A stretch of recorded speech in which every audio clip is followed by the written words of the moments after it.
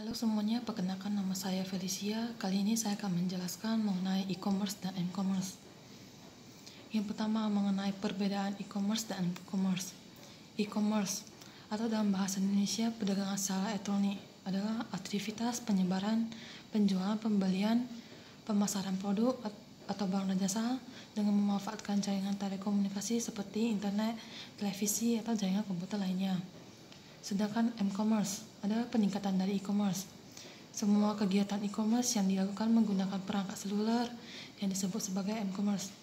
Selain memiliki kelebihan yang dimiliki oleh e-commerce, m-commerce juga memiliki kelebihan lain.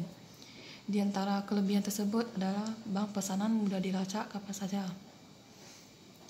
Jenis-jenis e-commerce. 1. E-commerce business to business atau B2B. Jenis business B2B ini dilakukan oleh orang atau pihak yang saling berkepentingan dalam menjalankan bisnis, di mana keduanya saling mengenal dan mengetahui proses bisnis yang mereka lakukan. Biasanya jenis B2B dilakukan secara berkelanjutan karena kedua belah pihak saling mendapatkan keuntungan dan adanya kepercayaan satu sama lain. Contoh dari B2B adalah ketika dua perusahaan mengadakan transaksi jual beli secara online. Begitu juga dengan pembayaran yang tersedia menggunakan kartu kredit. 2. E-commerce business to consumer atau B2C. Jenis e-commerce B2C adalah dilakukan oleh pelaku bisnis dan konsumen. Transaksi e-commerce ini terjadi layaknya jual beli biasa. Konsumen mendapatkan penawaran produk dan melakukan pembelian secara online. Sebagai contoh, produsen menjual produk ke konsumen secara online. Di sini pihak produsen akan menjalankan bisnis dengan memasarkan produknya ke konsumen tanpa adanya feedback dari konsumen untuk melakukan bisnis kembali. Artinya, produsen hanya memasarkan produk atau jasa, sementara pihak konsumen hanya sebagai pembeli atau pemakai. Yang ketiga, e-commerce consumer to consumer atau C2C. Jenis e-commerce C2C ini dilakukan antara konsumen dengan konsumen.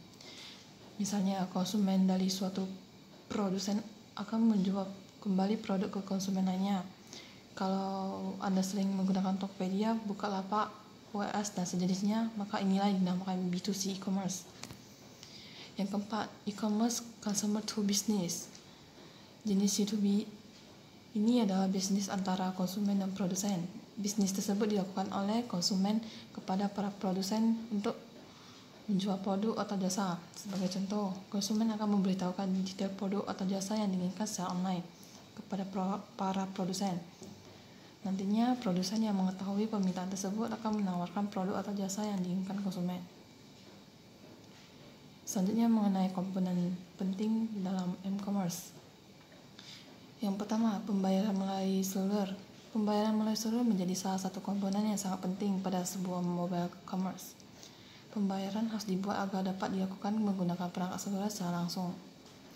Hal ini tentunya bertujuan untuk memudahkan konsumen dalam membayar atau pemilik bisnis dalam mendapatkan bayaran. Proses pembayaran ini sangat cepat dan efisien.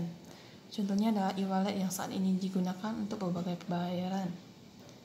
Contoh e-wallet populer saat ini adalah PayPal, OVO, Dana, GoPay, dan lain sebagainya. Yang kedua, fasilitas mobile banking. Selain pembayaran, hal penting dalam e-commerce adalah memaksimalkan fasilitas mobile banking.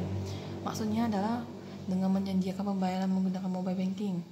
Misalnya dengan adanya fasilitas penggunaan tagihan virtual. Dengan nomor virtual yang dapat diakses menggunakan mobile banking, konsumen tidak perlu memasukkan nominal yang harus dibayar. Yang ketiga, perikanan seluler. Perikanan seluler berguna untuk memasarkan produk dan e-commerce di jaringan internet. Layanan ini akan membantu penjual dalam memperoleh keuntungan yang lebih besar. Yang keempat, aplikasi seluler. Aplikasi seluler akan memudahkan akses konsumen dalam mencari dan membeli produk. Jika dibandingkan dengan mengakses situs web, aplikasi lebih efektif dan juga cepat. Yang kelima, reservasi dan pemesanan. Fasilitas reservasi dan pemesanan pada e-commerce juga merupakan komponen yang sangat penting, terutama pada layanan tiket perjalanan, makanan, tiket perjalanan lainnya. Misalnya, adalah saat konsumen memesan kamar hotel beberapa hari sebelumnya. Saat tanggal ditentukan, konsumen di dalam ruangan saja tanpa perlu khawatir akan kehabisan kamar. Sekian penjelasan saya mengenai e-commerce dan e-commerce. Semoga bermanfaat dan terima kasih.